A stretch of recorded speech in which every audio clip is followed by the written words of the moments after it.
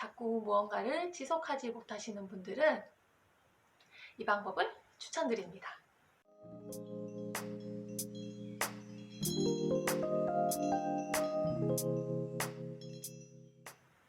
인간의 모든 행동은 세 가지 단계로 이루어져 있다고 이야기를 합니다. 시작한다, 지속한다, 그리고 그만둔다, 이렇게 세 가지 단계가 있다고 얘기를 하는데요. 어떤 행동을 습관으로 잡는 것에도 똑같이 이런 세 단계가 필요한데, 한 가지를 꾸준하게 실천하지 못하는 것은 이 세 단계 중에서 어느 지점에서 자신만의 병목 현상이 일어나기 때문이다 라고 이야기를 합니다.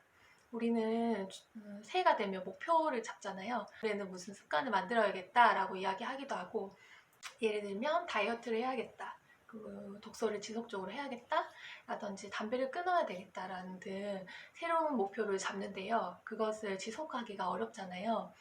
그럴 때 저는 제 성격을 탓하기도 하고 끈기가 없다라고 지적을 하기도 하고 인내심이 왜 이렇게 없을까 반성을 하게 되는데, 책은 우리가 약해서가 아니다 라고 이야기를 하더라고요.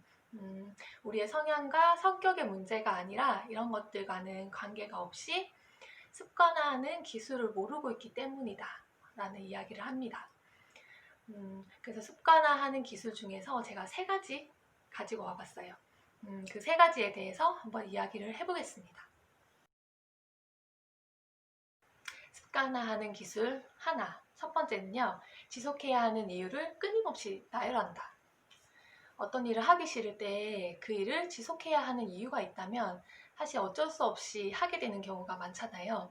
그래서 지속하기 쉽게 하기 위해서 그 이유들을 나열해 보는 거예요.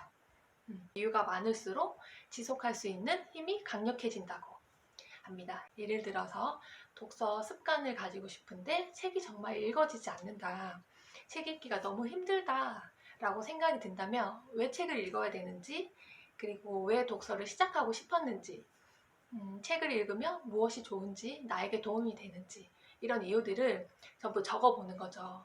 자신만의 답을 써보면서 그 이유들을 집중을 하면서 그 일을 이어나가 보는 거예요.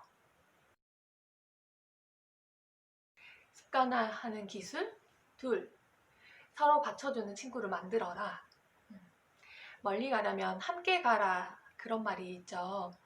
요즘 자기계발 모임이 정말 많더라고요. 그분들도 함께하는 힘을 알기 때문에 그 모임에 자진해서 가입을 하고 함께 그렇게 시간을 보내고 있을 거예요. 혼자 하면 재미도 없고 슬럼프도 생각보다 자주 오죠. 그럴 때 같이 하는 사람들이 있으면 서로 끌어줄 수 있고, 나만 뒤처지는 것 같아 보일 때, 그럴 때 한 번 더 힘을 낼 수 있을 거예요. SNS로도 비대면으로도 많은 모임을 하고 있죠. 그리고 꿈이 같은 사람을 찾기가 정말 쉬워진 것 같아요. 자꾸 무언가를 지속하지 못하시는 분들은 이 방법을 추천드립니다. 습관화하는 기술 셋, 습관을 방해하는 것들을 눈에 보이지 않게 치운다. 예를 들어서 다이어트를 하는데 계속 과자가 눈에 보인다. 아니면 금연을 하려고 하는데 집안 곳곳에 담배가 보인다. 그러면 끊기가 힘들잖아요. 그래서 그것들을, 나의 결심을 방해하는 것들을 눈에 보이지 않게 치우는 겁니다. 담배가 보이면 쓰레기통에 버리고, 과자 같은 경우에는 보이지 않는 곳에, 아이들 때문에 어쩔 수 없이 집에 과자가 있어야 하잖아요. 그러면 보이지 않는 곳에 숨겨놓고, 아이들도 사실은 과자를 많이 먹는 건 좋지 않으니까 이번 기회에 집안에 과자를 조금씩 없애는 거. 눈에 보이지 않으면 마음에서 멀어진다는 말이 딱 맞더라고요.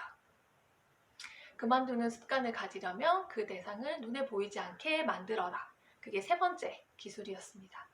점점 의식을 덜 하게 되고 자연스럽게 나쁜 습관을 끊을 수 있습니다.